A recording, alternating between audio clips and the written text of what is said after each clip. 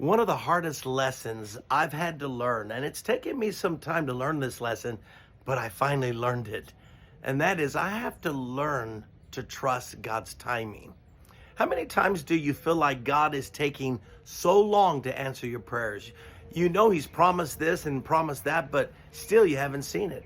Maybe you've been praying for a spouse, and after all these years, a spouse still hasn't showed up. You're still not married. And you're thinking, God, how long do I have to wait? That's when I have learned that my time is not God's time. Jesus said to his brothers, for you, any time is the right time. And that's the way it is with us humans. We just think that God should just come through like today. But He has an overall plan that is greater than just the one thing you're asking for. There was a time when some people came to Jesus and said, your friend Lazarus is very sick and dying.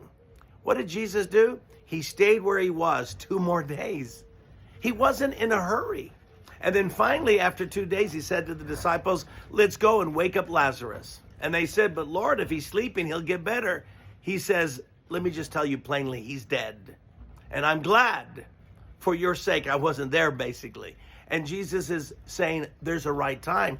And so by resurrecting Lazarus after 4 days, that became a greater miracle. Because back in those days, people thought that the human spirit hovered around the body for 3 days. But 4 days, that would mean this is an outstanding miracle, even greater than 3 days.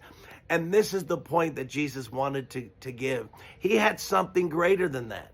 And even Mary and Martha, they said, Lord, if you had been here, my brother would not have died. But even now, I know God will grant you whatever you ask. I love that from Martha. She doesn't give up. She says, I know it looks late, but I know that even now, the miracle can happen. And that's what hope is. And that's what persistence is that you know that even now, God can come through. Even now, the healing can quickly appear. Even now, you can get that job. Even now, you can get that new clients. Even now, you can get that prosperity that's coming. Even now, Pastor, your church can blossom and grow. That has to be your statement. But I think Martha expressed the first thing. If you had been here earlier, my brother would not have died. And how many times do we express to God, God, it would have been so much better if you would have done this yesterday or a month ago. But God says, child of God, trust my timing. God's time is not our time. And I know the frustration you could feel, but it's better to say, God, my times are in your hands, as the psalmist has said. And can I tell you, when I have learned this lesson and finally learned it, it's brought me just incredible peace and joy. It's actually caused more fruit to be in my life rather than impatience and rather than frustration and anger that can happen when we're not getting our way right away. And so what I'm telling you to do is do the thing I had to do. It took me years to learn it.